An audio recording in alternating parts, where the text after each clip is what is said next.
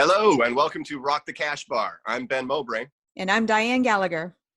Every week, we pick one song and do a deep dive into the lyrics and explore the different ways they've been interpreted. We will also discuss how the song connected to us on a personal level, focusing on all the embarrassing details. Glad to have you here. Now enjoy the show.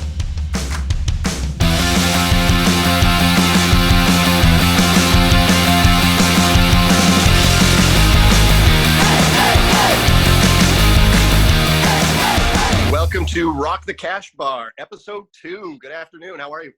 Oh, good. I'm so excited. We're doing it, Ben. We're not doing it, but we're doing it. We're doing the podcast. Oh, this is going to be a strange one, I think. I'm really excited about this one. Me too. But I love to make people wait. And so we're going to do our segment, Dressed Up Like a Douche. And this week's Dressed Up Like a Douche misheard song lyric comes from my friend Virginia Jackson. And hers is from the Outkast song, Hey Ya. The very popular line, shake it like a Polaroid picture. She heard, shake it like a polar bear ninja. It's definitely a much harder shake. Nobody wants to be shaken like a polar bear ninja. Yeah, polar bears are the one kind of bear that I heard that will come after you. Like, you are food, I'm coming after you. Most bears are trying to protect their cub, or they just don't want to have an interaction. But polar bear will see you from far away and be like, you're food, coming to eat you. Yeah, they're from a frozen, desperate climate. You really are food. Yeah. Not a whole lot of that around there. You don't get to be a 900-pound mammal all the way up in the North Pole if you're not very, very tough. And mean. All right, Ben. Shake it like a polar bear ninja. I'm not going to be able to stop doing that now. That's how I'm going to sing it from now on. They can't see us, but we're both dancing. Once again, we are recording this on Zoom because it is still pandemic outside and we can't be together. So forgive the sound quality, but we're still happy to be doing this. I hope you guys are all doing all right out there. Now that time either no longer exists or time is the only thing that still exists. Either way, I hope you're doing all right out there. And with that, I'm so excited to present this song of the week. Ben, go ahead. This is going to be a weeping one. This is, I would think, one of two songs that I think are kind of neck and neck for me as for the best love song ever written. This is the saddest song I think you could possibly come across. This is going to be a very, very sad episode. I think I may cry. Today we're doing Always on My Mind.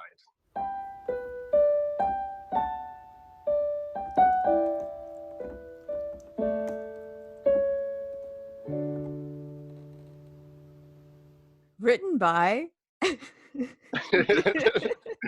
Written by Willie Nelson. You can't take that away from me. So here's the beauty of doing a music podcast with two comedians who aren't music aficionados. So yesterday I started the research on it, and up until yesterday, both Ben and I thought Willie Nelson wrote this song. Like everybody thinks Willie Nelson wrote this song. Everybody knows Willie Nelson wrote Always on My Mind. My husband thought Willie Nelson wrote it. And, I had a memory of Elvis singing it, and I thought, well, Willie still wrote it. He just didn't record it, and he let Elvis record it. Is that what you thought? That's what I would have thought, yeah. But if you put a gun to my head up until yesterday afternoon and said, who wrote Always on My Mind, I would have said, it's Willie Nelson. And looked at you expectantly with a great big smile on my face while you blew my brains out. And I'm so dumb, I would have been like, yeah, that's right. I agree. So Willie Nelson did not write Always on My Mind. It was written by a trio of Wayne Carson, Johnny Christopher, and Mark James. Did they write anything else that we know? I was so angry, I didn't even look it up. So, because it's just fascinating to me to think that you could conceivably run into one of those three guys and they would tell you, well, maybe you've heard of me. I wrote the song Always on My Mind. And you would just burst out laughing. Who would claim that? Who would claim? Yeah, everybody knows Willie Nelson wrote that song. Well, or maybe apparently, I think we're just idiots because when he accepted a Grammy for it or whatever in 1982, they went on stage. And at some point they went on stage and accepted an award for writing that song. and maybe it's just been erased from everyone's minds. That's got to be the strangest feeling in the world. Like there's such a mixture of like pride because you've written a song that has reached out and touched so many people, but you'll never get the credit for it. And if No. you tell anybody like, hey, I wrote Always on My Mind, like, no, you didn't. You I bet absolutely did not. I don't even know if these guys are still alive, but if I was one of them and I were to die, I'm like, this is going on my tombstone. I wrote Always on My Mind. One of the greatest love songs that has ever been written. Like you can't even, everybody has a memory that's tied to that one. It's like, sometimes songs are written about emotions or deals that you just never have to write another one. Like in my mind, Always on My Mind is the song about regret. Like it just captures it perfectly. Whether you've been through something like that or not, that song has fully described it for you. It's amazing. I don't know. I listened to it 5 times today and I'm still kind of brushing it out my eyes. This is going to be interesting, and I want to dive into it line by line with you in a minute, and about like the regret and selfishness, I think, of the man in this situation. But before we do that, real quick, I want to give a brief history. So the song was first written by those guys, and it was first recorded in 1970 by a guy named B.J. Thomas. You can look all of this, and I want the listeners to pause this whenever they want and go to YouTube or iTunes, wherever you get your music, and just listen to these versions if you want. B.J. Thomas recorded it in 1970. It's fine. And then a wonderful, soulful Black woman named Gwen McCrae first released it in 1972. No one knows about that. I mean, somebody does, but the majority of people don't. I'd never heard of it. And then Brenda Lee in 1972, she came out with a version of it, and hers stalled at number 45 on the charts. And I listened to that one today, and it's really good. Brenda Lee's voice, to me, sounds like if you took Tanya Tucker and Dolly Parton and just blended them perfectly together. Oh, can we do that? Once the scientists are done working on that corona vaccine, that's job number 2. And then we get the big one. Elvis Presley recorded Always on My Mind on March 29th, 1972, a few weeks after his February separation from his wife, Priscilla. I listened to that version a couple of hours ago. That was I guess that's probably the first version that I ever heard, was Elvis Presley's version. I'd kind of forgotten about it because Willie Nelson obviously completely overtook it in my mind. Right. But the Elvis version is a lot of fun. And I wasn't alive in 1972, and I've never been a really big Elvis fan, but I would imagine that it just makes it all the more impactful to think that this is him crooning about his marriage breaking up. Right. Especially if you grew up with Elvis. I think like Elvis like rose to 4 in like 1955, 56, something like that. Right. So if you're a 15-year-old and 55 or 56, then you're going to be in your mid-30s by the time he's breaking up with Priscilla. Right. And maybe you're in a marriage of your own at that point. Like, yeah. oh my God, it's funny how songs work. Can you see like that? Can right. you see that forming, like those feelings forming around the song? Yep. Oh, Ben, we're going to break Ben. Oh my gosh. Stay with us, Ben. But that's why it bubbles in everybody's blood, man. That's I why know. you end up with a history with the artist and a history with the song as well. Sometimes it's really special when you get to grow with the artist in the song and it hits you that hard. Mm-hmm. Yeah, so the song received immense fame and critical appreciation and is considered one of Presley's standout songs of the 1970s. And what's funny is the song was released on the B-side of Separate Ways here in America, but in the United Kingdom, Always on My Mind was a hit song while Separate Ways was on the B-side, which is interesting. Yeah. I think there's been a couple of ones like that. We need to look those up. I think there's a couple of weird like flip sides, big hit in America and not so big a hit in England. Yeah. Yeah, that would be a really funny segment if we found a bunch of those. So, okay, John Wesley Riles in 1979, his version reached number 20 on the U.S. Hot Country Songs chart. And have you ever heard of this name before in your life? I have not. No. So now we get to the meat. Willie Nelson in 1982 recorded and released the song, and it raced to number 1 on Billboard's Hot Country Singles. We all know, I mean, it just became a massive, massive hit when Willie recorded it and released it. And it started the whole fad of drinking when you're sad. Nobody did that up until that point. This hadn't occurred to anybody. Willie caused that. Willie did it.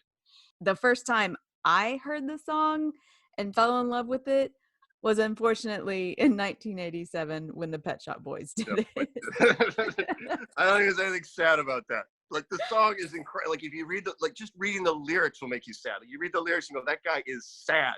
Like, holding a balloon isn't going to help him. He's in a West End town in a dead end world.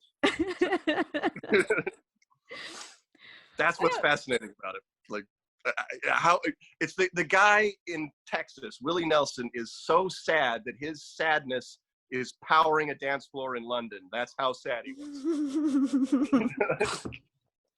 Well, so what's crazy about the Pet Shop Boys story is there was in 1987 a network in the UK ran a television special called Love Me Tender, and they were commemorating the 10th anniversary of Elvis Presley's death. And the program featured various artists, popular artists at the time, performing cover versions of his songs. And on the show, the Pet Shop Boys did a synth pop version of Always on My Mind. And it was so well received that they had to record it. And that's why it came about. It's crazy because when you say it like that, like you take, like, Always on My Mind is damn near holy in my mind. The way Willie Nelson does it, it's almost like a hymn. And if you told me that, like, okay, but some guys in London have turned it into a synth pop dance song, you're like, that is sacrilege. Oh my gosh, I wrote down in my notes, I just imagine my grandfather hearing the words British and synth pop in relation to this song and having a massive aneurysm. Like, you do not do this to this song. Have you no respect for anything? I know. And I told you this is the first time I heard it and I fell in love. It's toe tappy, it's fast. I love Neil Tennant's voice, and I don't know, to me you can't hear it and start moving. And you know what, Ben? Sometimes you have to lay in bed with headphones and cry away your lyrics, which I think maybe you've already done a few times today.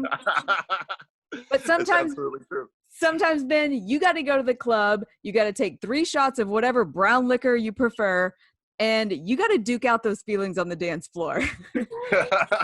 And that's what this song does for me. I still go to a club that plays 80s new wave music, and when they play this song, Diane's cutting a rug with my feelings. They're kind of the perfect pairing. Like, the only cure for Willie Nelson's Always on My Mind is Always on My Mind by the Pet Shop Boys. It's the only way to cleanse your palate. Let's do it, Ben. Let's get into these lyrics. Oh man, into the sadness. Come into the darkness. Are we going to take this slow? We have to take it slow. We got to take it live. I mean, this guy is sad. Like, you can taste his whiskey. You can taste his microwave dinner. Like, he's blown it and he knows it. It's sad. Taste his Hot Pocket and his cheap bourbon. His red wine in a coffee cup. Slumped shoulders. Like, oh no. All right, Diane, stop laughing. Let's get serious. The first line is, of course, I mean, it's the piano line, and then just Willie's voice. Willie's voice is amazing. It's Willie. Like, I mean, it's but like strength and weakness in equal measures. Like, it's kind of high pitched. It's kind of reedy, but it still has. It's shaky. It's shaky, like he's crying. Yeah, but also like you trust this guy. Like, your voice doesn't sound like that unless you've been telling the truth for a long, long time. Like, that's what I feel when I listen to Willie Nelson sing anything. It's like, this guy has to be right. Listen to that voice. Like, you're going to be quoted on that someday, Ben. It's pretty good. Anyway, the first line is, of course, maybe I didn't love you quite as often as I could have, which is absolutely the perfect opening line, I think, for a song about regret. I mean, it's almost like the story starts right in the middle. I think you're right about that, because sometimes I want to take this line too literally. I mean, did he literally not reach out and make love to his girl as often as he could have, or did he just not show her the love that she I think it's got to be show her the love, but the line is pretty ambiguous. Like, when you're first reading it, or when you first hear it, like, you could definitely think that, like, maybe that's the regret the guy is having, like, oh, I could have made love to her more often than I did. Yeah. But I think the guy ends up being a little bit more soulful than that. I think you definitely have to take it I think the way it's intended is maybe I didn't love you as often as I could have, is maybe I didn't take all the time and I didn't take all the opportunities I could to show my affection for you. Right. Which is what he goes into later, in the second line. And maybe I didn't trust you, or maybe I didn't treat you quite as good as I should have, which is, I know it's almost like this. It's like this song is like the last word that this guy's going to get in this argument, right? Like this couple's been fighting for maybe hours or maybe weeks or maybe years. Like, and this is like the last letter that he's going to get to send. He's like, okay, fine. Right. Maybe you're right. I didn't love you quite as often as I could have. And I didn't treat you as good as I could have. And Yeah. If you fast forward this to modern times, this girl has blocked his number and he's had time to think about it. And he wrote this in an email that she still hasn't read. Not even an email. She blocked that too. Like, this is like the only snail mail letter this woman has ever received. Like, he actually went and found her address, bought a postage stamp, and wrote it out in blood. Yeah, I think you're right. I mean, this guy's had time, because these words don't come out in even your fourth major fight, like, because you're still being defensive and like, what about me? What about me? And he's no longer what about me. It's all about what he should have done to her. Yeah, it's like this is absolutely, like, there's no second chances. This is it. This is the last thing I'm ever going to get to say to you. Yeah. Like I'm tired of defending my, like, look at it. If I made you feel second best, girl, I'm sorry I was blind. Every fight, every argument I've ever had with any girlfriend, it was always about that. It was always about whether or not what it was I wanted to do was that more important than her, or was it more important than her right now? It's those kinds of things. It's not necessarily, I think when you at first blush, you go, if I made you feel second best, girl, I'm sorry I was blind. It sounds like he's talking about another woman, but he could be talking about anything.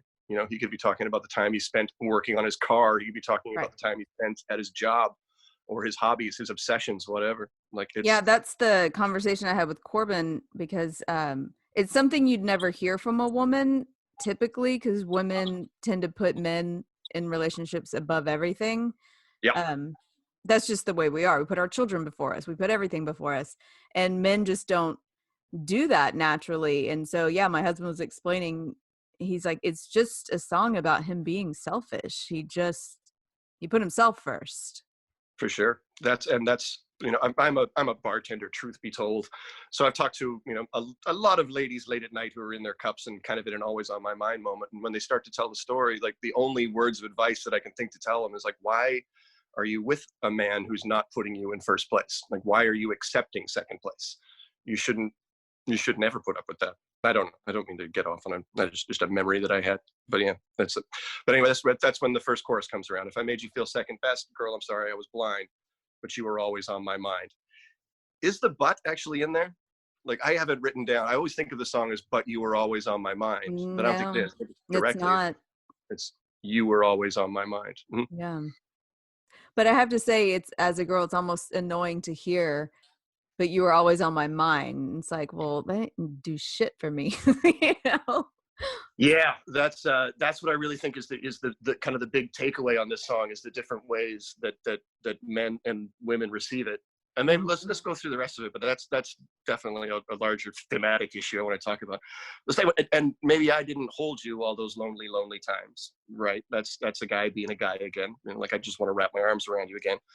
And that's something that, girls want so bad. Like, they don't want you to fix their problems. It's like, God damn it, just put your fucking arms around me. Just, especially when I'm lonely, especially when I'm scared. And a lot of times when women get lonely or scared, or the guy will pull away even more, like, oh, she's getting a little serious here, Mm-hmm. Yeah, because like, I think it's a male tendency to want to fix it. And sometimes there's just no fixing it. Sometimes the solution is you can't fix it. You just have to lie here with me in it. Yeah. You just have to sit in my feelings with me. Mm-hmm. To be here while we go through this together. Yeah. Which clearly something that hasn't dawned on Willie. And I'm going to insist that it's Willie. It's just Willie. For the sake of this podcast, this is Willie. It's not you, Wayne Carson. Nobody knows you. Love you, Wayne Carson. Sorry, Wayne and Johnny and Mark. Thank you. But then it's like, it goes, I guess I never told you, I'm so happy that you're mine. And I think that line speaks to what you were talking about, where that's kind of my big takeaway on this song is that, well, let's get through the end of it. It's like little things I should have said and done, I just never took the time. It's always like a road. It's like, it doesn't matter what you say, it's what you do, right? You judge somebody by their actions, not by their words. And that's true for people that you're not in an intimate relationship with. But when you're in an intimate relationship, when you're married, when you're in love, the things that you say are every bit as important as the things that you do, because it's the things that it's the promises that you make and the promises that you keep, right, that matter to people. That line always seemed kind of, when I was a younger person, a younger man, that sounded kind of soft to me, like little things I should have said and done. Well, it doesn't matter what you say.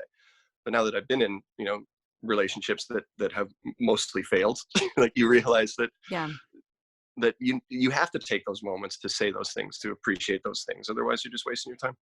Yeah, and the little things are the biggest things. I mean, especially once you're married, every time my husband and I will do like a little thing that's just considerate and nice for each other, it's that little ding of like, oh shit, we're still in love. That's so nice of you. Yeah, What we do. You got to take the time to do those. This is what we do to show each other we love each other. It's not all tongue kisses and roses. it's Ew, tongue kisses. I know, sorry. Tongue kiss. You've been That's married for teenagers. But this is where the song kind of takes the shift that you were talking about, like the bridge, right? I think it's called the bridge, right? Oh, he starts off with "Tell me," all right. Tell me that your sweet love hasn't died. Give me one more chance to keep you satisfied. I'll keep you satisfied. There's a real change in the way he's using language there. Like, the first two verses are, maybe I didn't love you. Maybe I didn't treat you. Maybe I didn't hold you. I guess I never told you. Little things I should have said and done. That's all like really, really passive language. Right. He's definitely saying like, okay, maybe, like, I don't understand why you're mad. But when it comes around to what he really wants, he wants her sweet love. He wants a chance to keep her satisfied. It becomes really assertive language. Like, it becomes like, and he repeats it. It's tell me that your sweet love hasn't died. Give me, like, it's the command. It could be, but when you hear Willie sing it, it sounds like he's begging, like, tell me and I'll give me. Like, you can look at it two ways. The language itself is assertive, but the way he sings it is almost in a begging sense. Like, he's on his knees at this point. Yeah, but if you think of the other character, like, think of the woman that he's trying to have this conversation with. Like why does he have to plead with her? Why is he having to beg her? Right. Like, it's gotta be because of all of these things that he's only just now starting to realize. I think that's one of a couple of real gut punches in this song, is just like, okay, this guy, as much as he's able to diagram his own feelings and is in touch with his regret as he seems to be, to me at least, he still seems to be missing a really big point in his relationship. Yeah, it sounds like this song was written by a guy who was maybe like 27. Who, this is the first time he's had to look at himself after a relationship fail. It's the first time he's doing it. And this is his first time saying, I'm sorry. And then being like, just tell me you'll come back. Tell me that you're not gone, like, he's not, he's a little not accepting of this breakup. He's very not accepting of it. It's that moment where you just break down and you just let it all out. Tell me that your sweet love hasn't died. Oh, I guess that line. Oh, but then really that's effectively the end of the song. The last line is the chorus, but he says one more time, little things I should have said and done, I just never took the time, but you were always on my mind. To me, that's like obviously this is, like I say, this is the song about regret, and it's a very heartfelt tune, but it also strikes me as like this song was written before the introspection was complete, like before the healing had really taken place. Like, this song is written deep inside the cut, you know what I mean? Yeah, you're right. I mean, it feels like maybe this song was rushed, because I feel like there's another verse that could have the song needed a beginning, middle, and end, and we didn't get the end. I feel like like all we have is like, it's just distilled pain. It's just straight up the pain. Yeah, it's I'm sorry, please come back in. What's funny is I feel the sadness of this song, but as a woman, I don't relate to the words because I've always been the girl that he's singing the song to. I've been, and most girls do feel this way. Like it's weird to relate to apologizing and saying, please come Mhm. back to me, because usually I'm the one that's been hurt and I'm the one that eventually had to leave. Mhm. But there's a female character within that song. If you're listening to it, like when he says, "If I made you feel second best," the backup singer pipes in with the really really soft and just angelic and heartbroken. You did. Yep. That- oh my God! When I hear that one, that's the one's just like, oh yeah, I know who you're talking to, man. Like I've Yep. had a conversation like that before as well. Like I'm sorry I did this. You did, and you don't know enough about how badly you hurt me yet. Yeah. Like that's kind of what that's like when it swells at the end. The you were always on my mind. That chorus, there's the female backup singers also singing "You Were Always on My Mind," and Yeah. that's kind of the weird coda to it, where this guy is saying like I've only thought of these things now. Like now that you've gone, I'm thinking these things. But the female character that he's in a relationship with was obviously in this mindset through their whole relationship. Like she was Mm-hmm. always at this point. And the Yeah. reason why they broke up is because he never got there until after it was too late. Yeah. And she's just kind of, you can tell he's talking to a girl he knows is gone. Yeah. Like he had to get this out on the slight chance she'd take him back, but this girl's like just nodding her head like, yeah, no, you hurt me really bad. Yeah. There was a Leonard Cohen poem that I read during my Canadian youth that was very, very brief, but just straight to the point. It's only like 4 lines. It just says, with Annie gone, whose eyes compare to the morning sun. Not that I did compare, but I do compare now that she's gone. You're like, Uh, Lenny, oh, Lenny. But this sorry, song and that poem fella. always put me in always put me in mind of each other, especially the you did. And it just doesn't like once you've kind of gone over it and kind of worked your way through it, it doesn't really feel like a fully formed apology, does it? No. It doesn't to me. Like it sounds like, okay, you're a very sad man. You don't quite get it yet. You'll be stronger when you do. Yeah, and I'll tell you now, I have two takeaways from this song. One is angry and one is kind of funny. Mhm. So when I hear this song, and I'll just read these, maybe I didn't love you, I didn't treat you well, I made you feel second best, I didn't hold you, I never told you I was happy to be with you, never took the time to be with you. I'm like, dude, Ben, I don't think you fucking like this girl. I mean, this is the shittiest boyfriend I've ever heard of. Like, what did you do? You thought about her every now and then? Like, did they live together? Mhm. And That's then the go ahead. it's the easy thing to do. Like to tell someone like you were always on my mind. That's the easy part of her. Like pining for somebody, missing somebody. It's like as hard as it can be, as gut wrenching as it can be. That's the easy part. The hard part is settling with somebody. The hard part is building a life with somebody. The hard part is being in the relationship. It's putting in the work of a relationship. He sounded like he just put nothing towards this relationship. Exactly. Like you lost it for all of these things. I guess maybe in a way he understands it perfectly now. Yeah.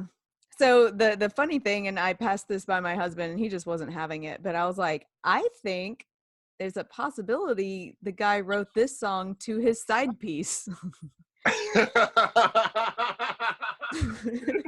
This is a married man writing a song to his mistress. I couldn't love you as much as I could have. I didn't treat you well. I made you feel second best to my wife. Oh, Maybe I didn't hold you all those lonely, lonely times because, I was at home with my real family. yeah. Uh, Maybe I never told you I'm so happy that you're mine because, you're not, and I'm legally bound to someone else. Oh You were man. always on my mind. You were always on my mind. Yeah, when my wife's nagging me and the kids are driving me nuts, you're the one I escape to in my thoughts. Always Yeah. thinking about you. Hmm. And And you then don't. little things I should have said and done and never took the time because, he was already spread so thin with his family. Exactly. Oh, I think that's absolutely right. I think this is a song someone wrote to a side piece. And my husband, Mhm. Corbin, did not like this. He's like, no, it's about a guy who's selfish and realized he was selfish. And I was like, maybe. So married men can be selfish. Man, I think he definitely did realize that he was selfish. But yeah, it's a really interesting take on it. I mean, because why, in what relationship does this guy give a girl nothing? He gave her nothing. But I was like, in a relationship where he can't actually be in a relationship with her, maybe Mm. can't give her anything. Oh, painful. But he sends her Painful. these texts every now and then and said, thinking about you, or you up? No matter what your take on it, everyone feels something when they hear this song. That's what makes it one of the great ones, man. That's what makes songs so amazing, is the way that it must be fascinating when they come together, right? Like I'm not a musician. I've never written a song before. I don't know what it's like, but can you imagine being in the room when somebody sings Always on My Mind for the first time? Like you hear that and you immediately connect to it and you go, okay, this has got to be a hit. And then it just filters out into the world. Like that song is waiting for you. Well, don't you feel like as a comedian that you kind of understand the parallel? I mean, you've written a joke on paper and in your mind that you're like, it made me laugh. The punchline made me laugh. I think this hits. And then you take it to an open mic and it hits. Do you think it's sort of the same gratification? Yeah, they might be pretty similar things, but like when you're a comic, what fascinates me about the very best comedians is they play the audience like the audience is their instrument, Right. right? Like they just go up there, just go, these are the laughs that I want you to hear. This is the pace that I want to go at. The very best ones can do it, you know, like the really really good ones. Right. But like it's a completely different thing, you know. Like musicians are playing their instruments, and you know the gratitude of the reception that they get is voluntary. Like you decide, I think, to like a song like Always on My Mind, or you decide to respond, you decide to stand up. Laughter is totally involuntary. Well, so in a song can connect with certain people and not with other ones. You're like, oh, well, that song doesn't speak to me, so it didn't hit me emotionally. And the same thing works with jokes. Like the best jokes for most audiences when the comedian admits to something embarrassing that they do, and that person secretly is like, oh my God, I do that too, and I don't want anybody to know. And they laugh harder because there's a connection. It's the same thing with music. I mean, Mhm. you're just finding those people in the audience that you're connecting to. Yeah, there's that relief. There's that, thank God somebody else feels this too. Yeah. Somebody else is going through it. And that's what, like, Always on My Mind. It's regret, whether you felt it, whether you've been through it, whether there's somebody that you're pining for, or things that you've done. Right. You can. I remember listening to Always on My Mind, the Willie version, when I was a kid, and just being really struck by how sad that man sounded. And in a way, it sort of prepared me for those feelings. Like it made me aware that like those feelings are definitely out there. They're part of the human experience. It's a Right. bug that could be waiting around any corner for you. And when you meet that monster, you're also going to get to meet Willie. You know, it's funny as a girl, sometimes when you hear a song like that, I don't connect with it as being a person who feels that way. I connect with it as like, I hope a guy feels this way about me one day. Like, I hope I'm in a relationship and he doesn't realize what he has and then he pines for me later. I don't know. Like I say, it's ultimately, like, it's easy to pine. Like as much time as you know, I've spent a little bit of time in my life being a bit of a brooder, a bit of a depressive. Yeah. But Yeah. that's the easy part, man. Like the hard part would be to stick it out. The hard part would be to go and actually get it done. And unfortunately, you just don't get great love songs out of that. Probably because those guys are busy taking care of their relationships and doing the right things. Yeah, they're putting in Sitting the around. work. They're not just Yep, like treating girl after girl after girl like shit and then writing amazing songs about it. exactly. They're not getting high on Willie's tour bus. They're at home with the wife and kids. Exactly. Oh, that just makes me want to have a good hard look at every person who's ever written a heart-wrenching love song. Where I'm like, you're a bad person, aren't you? Yeah. You're It's like terrible. you must be. Great art is not made by good people, unfortunately. I wonder if other people are like us. Please write in and let us know who you thought sang this song. The first time you heard it and who you thought not sang it, I'm sorry, who you thought wrote it. And I just want to know that Ben and I and my husband are not the only dopes who thought Willie wrote it. Willie wrote it. I'm still going to insist on it. Absolutely. He definitely owns it. You know what I mean? Like he owns this song. Oh, I look at Willie Nelson, I think, Always on My Mind. I don't, this is, okay, let's reveal the depth of my music knowledge. I am going to name for you all of the Willie Nelson songs that come to my mind. Always on My Mind, Whiskey River, Angel Flying Too Close to the Ground. I'm just about done. I think Always on My Mind is the quintessential Willie song. Absolutely. Also, public service announcement, stay indoors. You don't want to be the person who gives this to Willie. Oh my gosh. John Prine, he's in stable condition right now. That one really hit me and Corbin hard. We love John Prine. One of his songs was our wedding song. So John Prine, you gotta make it through this. You know, it was bad and now he's in stable condition. So hopefully he can beat it. Yeah, he has his songs flying all around the world.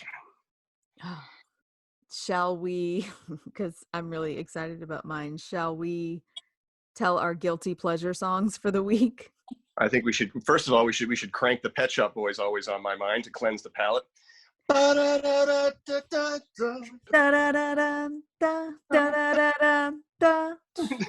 Maybe I didn't treat you.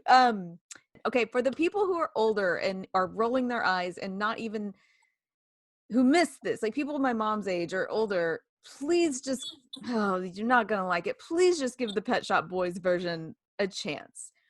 I would say that to give 80s music in general a chance. I think there's a lot of people that just write it off as soulless music, or just like no, you're missing out on a lot of really, really great stuff.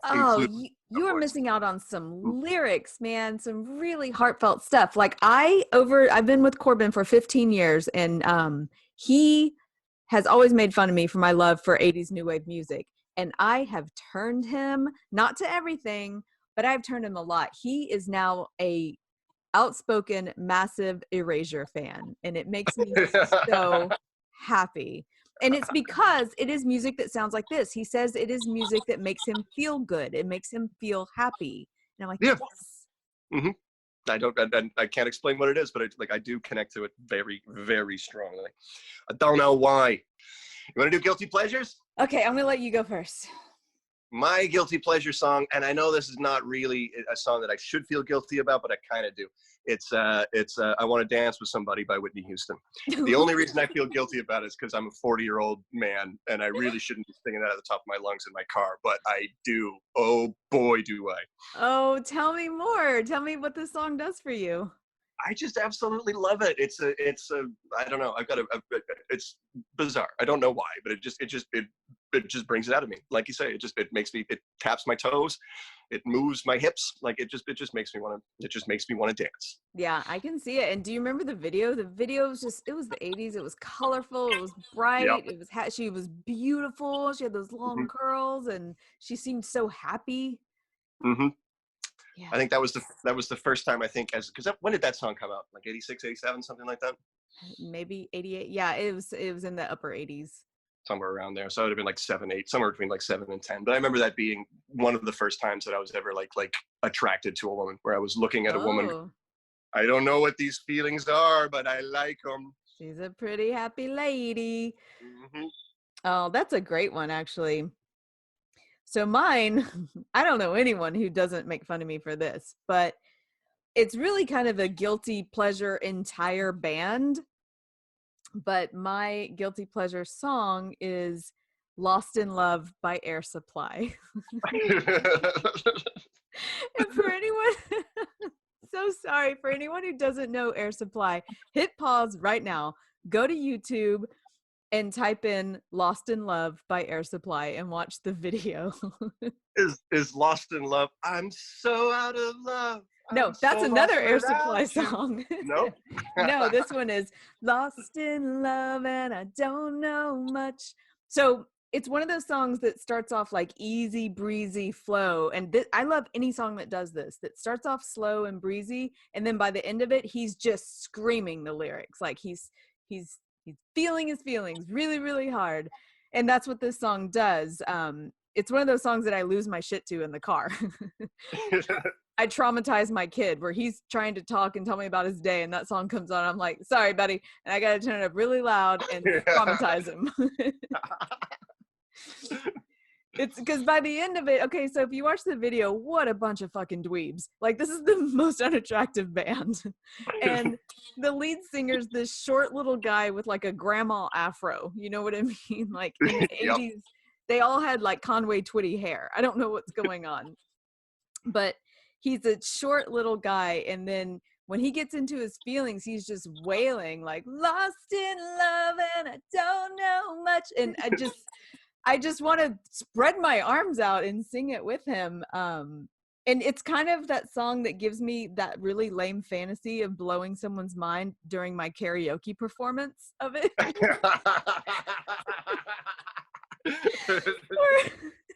where I bring them to tears because it's so heartfelt. It's so good. You guys aren't going to believe this, man. I'm going to feel the song right at you.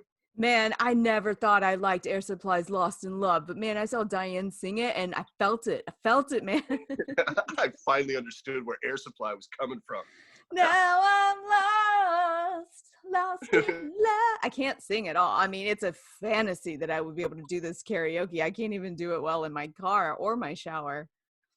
But it's got to do it full. Open up your throat, fill up your lungs, and then bite the apple.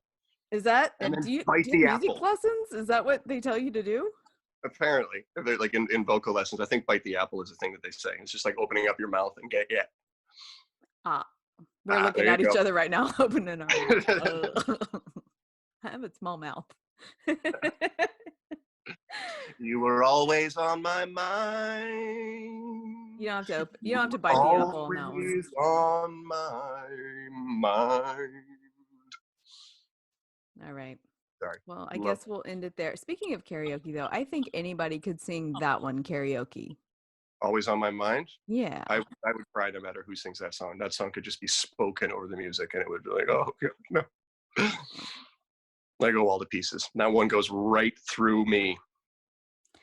All right, you guys. Well, I think that's a wrap on this week's episode.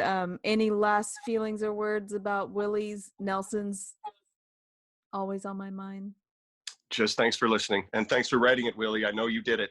We know you did it. All right. Goodbye, guys. That's a wrap on this week's episode of Rock the Cash Bar. Tune in every Monday to find out the new song of the week. Send us an email at rockthecashbarpodcast@gmail.com and tell us your personal misheard lyrics so we can read them on the podcast. You can also reach us at Twitter and Instagram at rockthecashbarpodcast. Please rate, review, and subscribe on Apple Podcast or wherever this podcast was downloaded.